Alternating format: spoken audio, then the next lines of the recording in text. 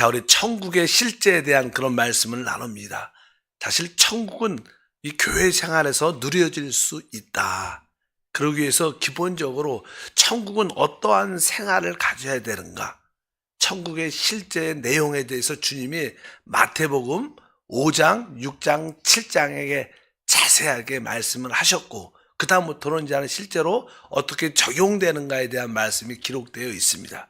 어제 특별히 마태복음 5장에 보면 처음에 어떠한 자는 복이 있다, 복이 있나니, 복이 있나니 이렇게 9번이 나옵니다. 9번.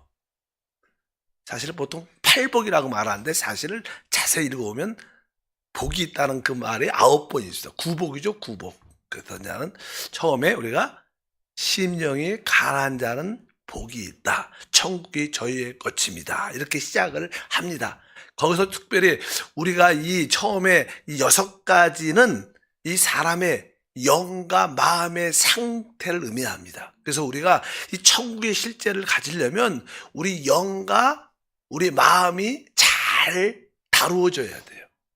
합당한 영의 상태, 합당한 마음의 상태를 갖고 있으면 우리는 천국의 실제를 체험하게 됩니다.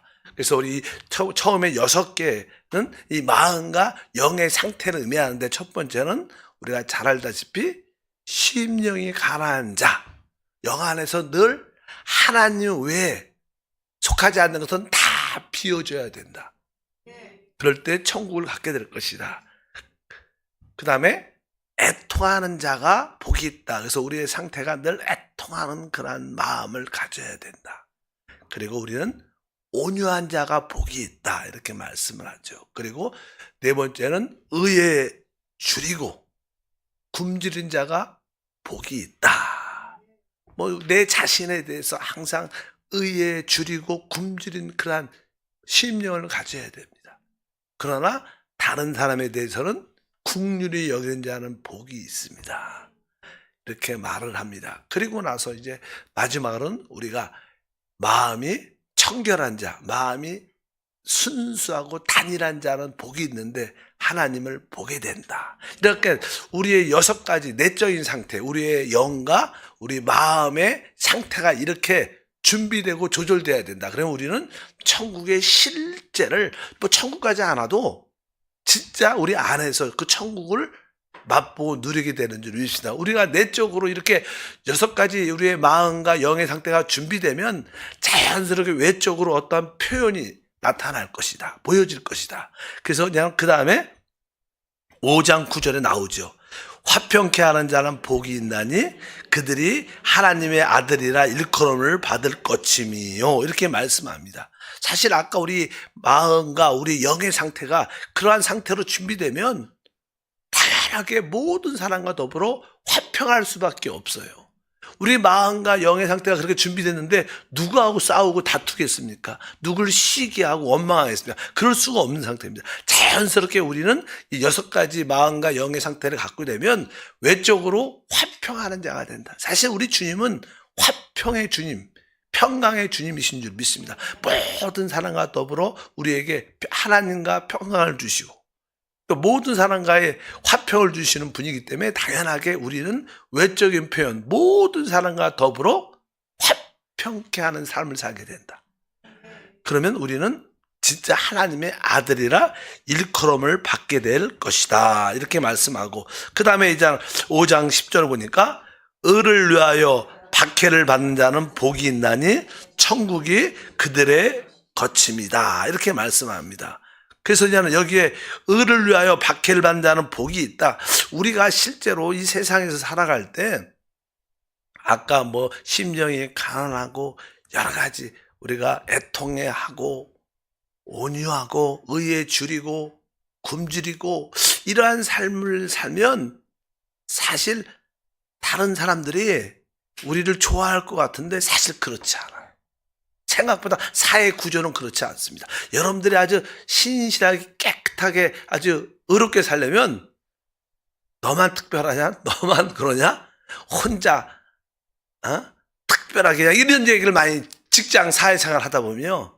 이런 사람들은 당연하게 어떻게 돼요? 바로 의를 위하여 박해를 받게 됩니다. 박해를. 그러니까 여러분들이 참된 신앙을 갖고 믿음을 살면요, 세상에서 좋아하지 않아요. 생각보다 이론적으로는 좋아야 될 텐데 우리를 더 무시하고 박해하고 유별나다고 막 이렇게 우리에게 어떤 어려움을 주는 것을 분명히 알아야 됩니다. 그래서 우리가 의에 줄이고 굶주린 그런 생활을 가지면 세상에서는 우리를 박해하고 핍박한다, 이런 것을 우리가 알고 있어야 됩니다.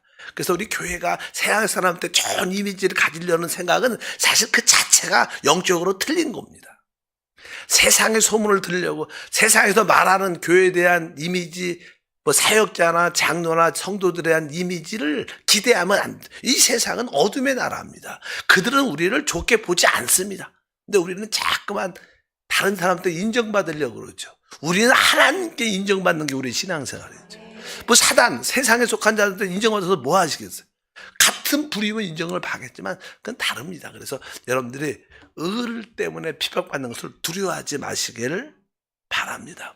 그리고 이제 11절부터 12절 또한 마지막으로 9가지 있죠. 나로 말미암아 너희를 욕하고 박해하고 거짓으로 너희를 거슬려 모든 악한 말을 할 때에게는 너희에게 복이 있나니 기뻐하고 즐거워하라. 하늘에서 너희의 상이 큼이라. 너희 전에 있던 선지자들도 이같이 박해하였느니라. 우리가 이제 합당한 내적인 상태를 준비하면 결국 그리스도 때문에, 우리 주님 때문에 우리가 욕을 먹고 박해를 받고 거짓 모함을 받게 되죠. 예수 때문에 예수를 믿고 뭐 직장에서도 뭐 사회생활에서도 모든 구조가 그렇게 돼 있습니다. 결국은 이제 예수를 믿기 때문에, 예수 이름 때문에 우리는 많은 어려움을 겪어요. 그래서 근데 실제로 역사적으로 봐도 참되게 예수를 믿는 사람은 항상 안 좋은 소리를 예수 때문에 듣습니다. 그리고 아주 거짓 어떤 모함을 많이 받게 되죠. 여러분들이 진짜 다른 사람은 세상에서 거짓 모함을 안 들었다면 그것은 참된 게 아닙니다. 그래서 신실한 사람들은 다, 주의 종들도 보면 다 이 거짓 어떠한 헛된 소문에 이게 말리는 경우도 종종 많아요.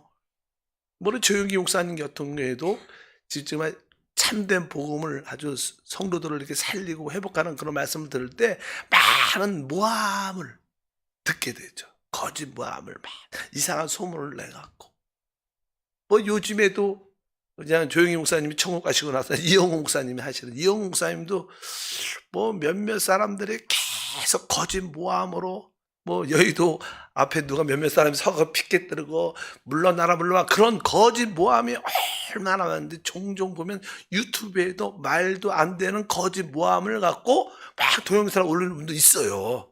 그러다 찾아보지 마시고 그냥 그런 게 실제로 그래갖고 얼마나 많은데, 그러니까 여기 오늘 말씀에 나로 말미암아 너희를 욕하고 박해하고 거짓으로 너희를 거스려 모든 악한 말을 할 때 너희에게 복이 있다.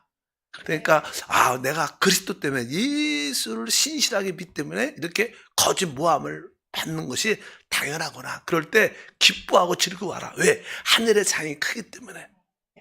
그래서 여러분들은 참된 믿는 천국 백성으로, 천국 자녀로서 우리는 세상에서 기대하면 안 됩니다. 우리는 우리의 갈 길은 믿음의 길을 가겠다. 우리가 그렇게 믿음으로 살면 바로 이렇게 9가지 복, 그러니까 우리의 내적인 이 본성에 거듭난 하나님의 자녀들의 본성은 이러한 상태다. 내적으로. 이것을 분명히 알아야 됩니다. 실제로 우리가 이러한 생활, 이러한 생명의 본성의 삶을 살면 당연하게 우리는 이제 세상에 어떠한 영향력을 주게 됩니다. 영향력을. 그래서 그냥 그 다음에 이제 어떤 말씀이 나오냐면 다 같이 읽어보니까 이제 13절과 14절에 기록되어 있죠. 너희는 세상의 소금이니, 소금이 만일 그 맛을 잃으면 무엇으로 짜게 하리요? 후에는 아무 쓸데없어 다만 밖에 벌어져 사람에게 밟힐 뿐이라. 너희는 세상의 빛이라. 산 위에 있는 동네가 숨겨지지 못할 것이요. 여기 보니까 너희는 세상의 소금이다. 그리고 세상의 빛이다. 이렇게 말씀합니다. 여기 처음에 너희는 세상의 소금이다. 이 말은 원래 원어에 보면 너희는 땅의 소금이다. 땅이란 단어, 땅. 그 다음에 세상의 빛이다. 우리가 사는 이 땅은요, 사실 오염되고 부패해 있습니다. 계속 썩어가고 있죠. 근데 주님이 이 땅이 썩으면 안 되니까 바로 우리를 소금으로 두셨기 때문에 아직까지도 그래도 이 땅이 어느 정도는 보존되어 있는 거예요. 계속 많은 어떤 것들이 썩어가죠. 부패할 때 소금을 좀 뿌려야지 그 부패가 더 심하지 않고 지켜질 수 있는 것처럼 바로 우리 주님은 바로 이 썩어져가는 부패한 이 세상에 소금으로 우리를 두셨습니다. 아까 여러분들이 이 9가지 그런 본성을 가지고 있으면 우리는 당연하게 이 땅에 썩어가는 이 세상에 소금의 역할을 할 수밖에 없다. 실제로 이제는 그리고 나서 두 번째는 너희는 그냥 세상의 빛이다. 그러니까 우리가 사는 이 땅은 부패하죠. 썩어가고 있고 이 세상은 어두운 가운데 있습니다. 어둠. 그래서 참된 것을 볼 수 없어요. 그래서 주님께서 너희는 세상의 빛이다. 그래서 그 빛을 통해서 참된 것을 보여주는 사명을 우리가 감당하게 된다. 이렇게 그냥 말씀을 합니다. 그래서 우리가 기억해야 될 것은 어떻게 내가 세상에 이 땅에 소금이 되고 어떻게 이 세상에 빛이 될 수 있는가. 이 부패함을 막고 어떻게 이 어둠을 비치는 빛이 될 수 있는가. 우리 스스로는 할 수 없죠. 어떻게 우리가 할 수 있어요? 근데 우리가 할 수 있는 이유는 딱 하나입니다. 그것은 다른 것이 아니라 바로 우리는 아버지의 생명을 가진 하나님의 자녀입니다. 그래서 오늘 이 마태복음 5장 끝에가 뭐냐면 바로 너희의 아버지가 온전한 것처럼 너희도 어떻게 해요? 온전하라. 그러니까 거기에 마지막 말씀이 아버지라고 아버지. 보니까 아버지가 온전한 것처럼 너희도 온전하라. 이렇게 말씀합니다. 그러니까 우리는 하나님이 우리의 뭐라는 거예요? 아버지라는 거예요. 아버지는 뭐예요? 우리는 아버지의 생명을 가졌기 때문에 아버지라고 불러요. 그러니까 우리는 뭐예요? 아버지의 생명, 영생이란 생명을 우리 안에 가지고 있습니다. 이 생명 때문에 우리는 바로 소금이 될 수 있고 이 생명 때문에 빛이 될 수 있는 거예요. 우리의 인간의 다른 모습이 아닙니다. 내가 성령으로 거듭나 하나님의 생명, 영생을 얻었구나. 이 생명이 우리 안에 있는데 이 생명 때문에 하나님을 아버지라 부를 수 있고 이 생명을 따라 살 때 우리가 소금의 역할을 할 수 있고 이 생명을 따라 살 때 우리는 뭐예요? 빛의 역할을 할 수 있습니다. 우리가 요한복음에 늘 말씀하죠. 다 같이 한번 읽어보면 요한복음 1장 4절에 말하죠. 그 안에 생명이 있었으니 이 생명은 사람들의 빛이다. 그러니까 태초에 말씀이 있었고 이 말씀이 하나님인데 이 말씀 안에 뭐가 있는 거예요? 생명이 있는데 이 생명이 사람의 뭐예요? 빛이다. 그러니까 우리가 이 부패한 썩어가는 이 땅과 어둠의 이 세상에 소금과 빛을 역할을 할 수 있는 이유는 딱 뭐예요? 이 생명 때문에. 우리 안에 이 생명이 있는 것이 얼마나 큰 축복인지 이 생명이 우리를 새롭게 하는 놀라운 능력의 역사가 함께할 줄 믿습니다. 그래서 아까 5장 48절에 보니까 그러므로 하늘에 계신 너희 아버지의 온전한 같이 너희도 온전하라. 그러니까 하늘에 계신 너희 아버지. 구약에서는 하나님의 이름을 아버지라고 부르지 못했어요. 근데 신약에서 주님이 오셔서 처음 하나님을 아버지라고 부르셔요. 근데 바로 그 아버지가 지금 어때요? 우리의 아버지가 됐죠. 하나님의 많은 이름, 예수도 있고, 여러 가지, 엘로심, 엘샤다 이름도 많지만, 진짜 최고 이름은 아버지입니다. 아버지. 그분이 뭐예요? 우리의 아버지라. 하나님이 우리의 아버지다. 그러니까 바로 오늘 아버지의 온전한 같이 이건 뭐예요? 우리가 아버지의 생명을 가졌기 때문에 그 생명으로 온전해질 수 있어요. 그러니까 우리가 우리 안에 있는 그 생명이 곧 뭐예요? 우리 안에 있는 성령의 영이죠. 영. 그러니까 생명과 영은 똑같은 겁니다. 왜? 생명의 성령의 법이기 때문에 항상 생명의 영이기 때문에 생명 자체는 영에 속한 것이고 영 자체가 생명이기 때문에 바로 우리가 영을 따라 생명을 따라 살 때만이 온전해질 수 있다. 이렇게 우리가 소금과 빛의 역할을 감당하게 될 줄 믿습니다. 그리고 나서 이제 그 다음에 이야기는 이제 우리가 하나님의 자녀죠. 하나님의 자녀에게 주신 새 법이 있어요. 새 법. 하나님은 우리에게 이제는 하나님의 자녀로서의 새 법을 주십니다. 새 법. 그 새 법의 내용이 그 다음부터 쭉 기록되는데, 첫 번째는 하나님이 우리에게 주신 새 법의 첫 번째는 우리는 서기관과 바리새인보다 훨씬 뛰어난 의를 가져야 된다. 훨씬 뛰어난 의. 그것이 주님이 우리에게 주시는 새 법입니다.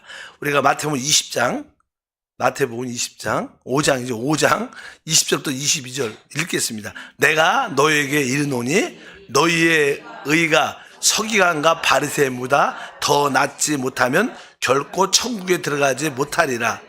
옛사람에게 말한 바 살인하지 말라. 누구든지 사람은 심판을 받게 되리라 하였다는 것을 너희가 들었으나 나는 너희에게 이르노니 형제에게 노하는 자마다 심판을 받게 되고 형제에 대하여 나가라 하는 자는 공회에 잡혀가게 되고 미련한 놈이라 하는 자는 지옥불에 들어가게 되리라. 원래 구약에는 모세의 율법이 있었어요. 근데 이제 신약에서 하나님의 자녀들에게 아버지께서 주시는 법은 새 법이다. 새 법. 그 법은 무슨 법이에요? 생명의 법이에요. 생명의 법. 구약에는 율법이란 법이 있었지만 신약에서는 주님이 우리에게 거듭나게 함으로 말미암아 아버지의 생명을 주셨기 때문에 우리 안에는 생명의 성령의 법이 있어요. 이제 우리 하나님의 자녀가 갖고 있는 법은 무슨 법이에요? 생명의 법입니다. 우리는 생명의 법에 규제와 통제를 받아야 되는 거예요. 우리 안에 새겨진 생명의 법에 여러분들이 우리 생명공과 생명의 성령의 법에 대한 공과가 있기 때문에 그 말씀을 또 기도하고 읽어보면 어떻게 이 생명의 법에 순복할 수 있는가, 순종할 수 있는가 우리가 모두가 돼야 될 줄 믿습니다. 그러니까 율법은 말하죠. 율법에서 아까 21절에 옛사람에게 말한 바 살인하지 말라 이렇게. 그런데 이제 하나님이 주신 새 법은 뭐 하는 거예요?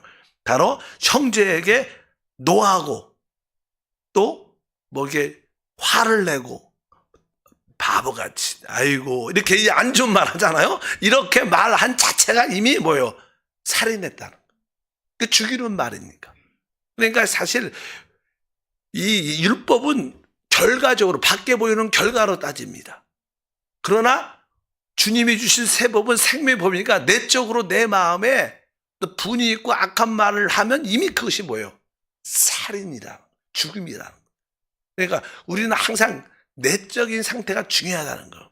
구약은 보이는 것으로 결론을 냈지만 우리 주님이 주신 하나님의 자녀에 대한 판단은 바로 우리의 내적인 상태에서 모든 것이 결정된다는 거예요. 내 상태가 아주 사람들은 그렇게 이렇게 외식을 많이 하죠. 속은 되게 안 좋으면서 겉으로는 웃으면서 이렇게 할렐루야, 아유 사랑합니다, 축복합니다. 그렇지도 않은데 그런 마음의 순수한 동기가 그렇지 않으면 그것은 외부적으로 어떻게 보여도 그것은 합당치 않다는 거예요. 하나님이 주신 새 법은 바로 우리 생명의 법에 따른 것이다. 그래서 우리는 원래 서기관과 바리새인들은 나름대로 외적으로 뛰어난 의를 갖고 있어서 기도도 하지요, 11조도 하지요, 금식도 일주일에 한두 번씩 하고. 그러니까 그들은 외적으로 볼 때는 뛰어난 의를 갖고 있는데 우리는 그들보다 더 뛰어난 의를 가져야 된다. 더 뛰어난 의를. 근데 우리 스스로 그 의를 가질 수 없지만 우리가 이 생명을 따라 살면 우리는 이러한 의를 가질 수 있다. 그래서 항상 우리 내적인 상태를 바라봐야 된다. 그래서 우리는 다른 사람에 대해서 진짜 사랑하고 존경하는 그런 마음을 가져야 된다. 사신자는 살인하지 말라. 다른 사람을 미워하지 말라. 다른 사람을 정죄하고 비판하고 욕하지 말라. 이렇게 이야기를 하지만 사실 이 말은 다른 말로 말하면 모든 사람과 뭐예요? 화평해야 된다. 우리가 왜 화를 내요? 적대시하고 기분 나쁘고 내가 손해를 보니까 화를 내는데 그냥 사람 관계 안 좋은 거죠. 왜 사람을 죽이게 돼요? 그런 묻지마 죽음도 요시대는 있지만 어찌하든지 모든 사람과 화평한 사람이 사실 뛰어난 의를 가진 거예요. 이런 뜻으로 설명합니다. 뒤에 보니까 쭉 말하죠. 23절부터 그러므로 예물을 제단에 드리다가 거기서 내 형제에게 원망 들을 만한 일이 있는 것이 생각나거든 예물을 제단에 두고 먼저 가서 형제와 화목하고 그 위에 와서 예물을 드리라. 너를 고발한 자와 함께 길에 있을 때 급히 사화하라. 그 고발한 자가 너를 재판관에 내어주고 재판관이 옥리에 내어주어 옥에 가둘까 염려하라. 진실로 내게 이르노니 내가 한 푼이라도 남김없이 다 갚기 전은 결코 거기서 나오지 못하리라. 이 의미는 모든 사람 관계가 어떻게 되는 거예요? 화평해야 된다. 어떤 사람에 대해서도 찝찝한 마음이 있고 안 좋은 마음이 있으면 그거 풀어야 된다는 거예요. 이것이 더 뛰어난 최고의 뛰어난 의는 외적으로 보이는 뭐 욕하고 그걸 떠나서 모든 사람과 더불어 화평해야 된다. 모든 관계에 꺼리낌이 없어야 된다. 만약에 여러분들이 누군가를 용서하지 않고 누군가에 대한 안 좋은 마음을 갖고 있다면 오늘 말씀에 의하면 결국 거기에 대해서는 대가를 받게 될 거야. 여러분들이 끝까지 용서하지 않고 마음을 풀지 않으면 거기에 대한 어떠한 대가가 실제로 뭐라는 거예요? 있다는 거예요. 그래서 우리는 천국 주님 만나기 전에 다 용서하고 진짜 자백하고 가야 돼요. 진짜 믿기를 바랍니다. 저도 뭐 선교지에서 한번 이렇게 마지막 죽음까지 갔었을 때 그 마지막 때 기억나는 그 순간은요. 아, 내가 주님 앞에 지금 서는데 그러면서 어떤 회개와 후회가 되긴 딱 한 가지. 야, 내가 용서할 걸 다 용서하고 자백할 걸 다 자백하고 주님을 만나야 된다. 이 생각밖에 안 나. 아, 뭐 우리 집이 어떻게 될까, 교회가 어떻게 될까, 자녀가 어떻게 될까, 이런 생각 하나도 안 납니다. 만약에 마지막 끝에는 주님 앞에서 주님밖에 생각 안 나. 와, 내가 다 철저하게 자백하고 갔어야 돼. 철저하게 용서하고 갔어야 돼. 그것만 후회되더라고. 딱 한 가지. 그러니까 어찌하든지 여러분들이 이 주님 만나기 전에 다 용서하셔야 돼. 오늘 뭐라고 써 있어요? 26절에 진실로 내게 이르노니 내가 한 푼이라도 남김없이 다 갚기 전에. 그러니까 여러분들이 조금이라도 찜찜하고 용서하지 않았으면 결코 거기서 우리 종종 이런 얘기를 하죠. 어두운 데 던져 슬피를 며 일을 할 것이다. 거기에 있을 거라. 이런 천국은 그럴 수 있다는 거예요, 여러분들. 그러니까 여러분들이 철저한 모든 사람과 화평하면 꺼리낌이 없으면 여러분들은 최고의 의를 가진 거예요. 모든 사람과의 관계 다 풀길 주님으로 축복합니다. 그리고 그냥 두 번째는 이거는 사실 그냥 우리의 어떤 성질을 다룬 성질. 뭐 화를 낸다. 살인은 왜요? 성질이라니까. 우리 타락한 이 본성에는 타락한 이 육신 안에는 뭐가 있어? 성질하는 죄의 본성이 사단의 생명이 있어. 사단의 생명은 성질. 다들 성질이에요. 아무리 부드러운 사람도요, 지렁이도 밟으면 어떻게 해요? 꿈틀하는 것처럼 아무리 온유해도요, 몇 번 더 이렇게 긁으면 다 성질 냅니다. 모든 사람은 다 성질을 가지고 있어요. 좀 빨리 내느냐, 늦게 내느냐. 그 차이지, 다 성질이는데, 이 성질을 다뤄야 된다. 근본적인 이 성질. 두 번째는 우리 안에는 또 하나의 문제가 있는데, 육신 안에는 정욕이라는 게 정욕. 우리를 가장 힘들게 하죠. 이 성질과 정욕이 늘 우리를 힘들게, 회개케 하는데, 27절, 28절의 그 얘기입니다. 또 간음하지 말라 하였다는 것을 너희가 들었으나 나는 너희에게 이르노니 음욕을 품고 여자를 보는 자마다 마음에 이미 간음하였느니라. 뭐 이게 율법은 외적인 상태, 결과를 보지요. 간음했다 안 했다. 그러나 우리 마음에 이 생명의 법은 내적인 거니까 마음에 그 순수함이 없으면 이미 그렇게 나쁜 마음으로 바라봤다면 이미 간음을 했다. 이렇게 말씀하죠. 그러면 이런 말을 보면 대부분 사람들이 어떻게 이걸 지켜? 안 그래요? 그러니까 우리는 안 되는 거예요. 누가 돼요? 주님이 주신 생명을 따라 살 때만이 될 수 있는 거예요. 그 외에는 될 수가 없어요. 그래서 바로 우리의 이 내적인 동기, 순수함, 우리 안에 있는 그 정욕에 대한 인식도 이게 정욕이구나. 우리 안에 늘 육신의 정욕, 안목의 정욕, 이 세상을 자랑하려는 그런 자랑의 정욕이 우리 안에 늘 있다는 거예요. 그래서 우리는 이 성질과 바로 우리의 정욕을 이길 수 있는 길이 바로 주님이 주신 그 생명을 따라 사는 것인 줄 믿습니다. 그래서 구약에 이제는 이혼을 못하게 돼 있는데 이혼할 수 있는 이유는 딱 한 가지. 나에게 배우자가 부인이 간음을 했다 그러면 이혼 증서를 써주고 이혼할 수 있다. 그런데 이제는 그것조차도 사실 그 뭐 사람 남자들이 많이 이혼을 한다. 그 이혼을 하려는 이유는 부인이 싫어서 이혼을 하겠죠. 그러니까 이혼 안 하고 사느니 어떻게 보면 그 이혼을 안 하고 그냥 부인하고 그냥 살아 그러면 그 부인이 얼마나 고통스럽겠어요. 쳐다보는 눈빛, 행동하는 눈빛 늘 구박하는데, 그래서 하나님이 볼 때, 그냥 모세가 볼 때 저렇게 사느니 아예 이혼증 써주고, 그냥 그 부인도 편하게 살고, 이 사람도 편하게 살고, 그래서 이혼증 써줘, 이혼했는데, 사실 뭐, 신약에서는 사실 하나님이 짝지은 것은 못하죠. 이혼하지 못하고 하는데, 이혼의 그런 개념이 아닙니다. 우리의 신앙은 원래 우리는 다 영원한 멸망 가운데 있는 존재, 은혜로 구원받았기 때문에, 지금부터 하면 돼요. 과거는 중요하지 않아. 왜? 지나갔어. 봐라. 그래도 예수 안 하면 새로운 피조물이야. 이전 것은 싹 지나갔습니다. 옛 것 같고 자꾸만 돌이키지 말고 지금부터 주 안에서 우리의 남편이신 그리스도와 함께 잘 살면 됩니다. 잘 살면. 그리고 내 안에 이런 성질과 정욕이 있구나. 내가 이런 것들을 정말로 오직 생명을 따라 살 때만 이길 수 있구나. 그러면서 우리가 주님을 섬기는 믿음의 삶이 우리 가운데 함께 할 줄 믿습니다.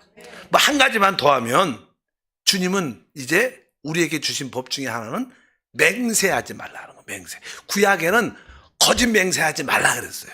근데 신약에 주님이 주시는 약속은 아예 맹세 자체를 하지 말라고 말씀합니다. 33절부터 읽어보니까 또 옛사람에게 말한 바 헛 맹세를 하지 말고 내 맹세한 것을 주께 지키라 하였다는 것을 너희가 들었으나 나는 너희에게 이르노니 도무지 맹세하지 말지니 하늘로도 하지 말라 이는 하나님의 보좌임이요 땅으로도 하지 말라 이는 하나님의 발등상임이요 예루살렘으로도 하지 말라 이는 큰 임금의 성임이요 내 머리로도 하지 말라 이는 내가 한 터럭도 쉬고 검게 할 수 없음이라 오직 너희의 말은 옳다 옳다 아니라 아니라 하라 이에서 지나는 것은 악으로부터 나는이라.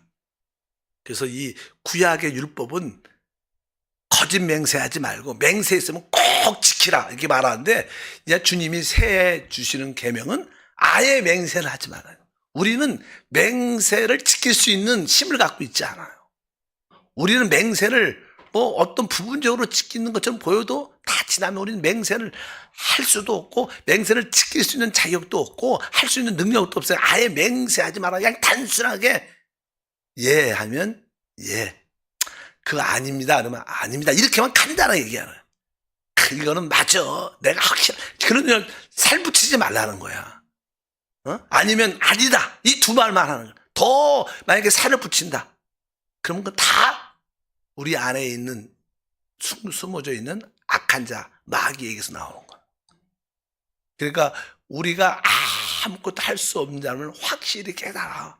그리고 오직 우리 안에 계신 생명이신 그리스도만을 붙잡아야 돼요. 오직 주 예수를 부르기를 축복합니다. 하나님 감사합니다. 다시 한번 주님이 하나님의 자녀인 천국 자녀인 천국 백성인 우리에게 주신 새 법을 보게 하시고 오직 생명을 따라 이것을 이룰 수 있도록 은혜를 더하여 주옵소서. 예수 이름으로 기도합니다. 아멘.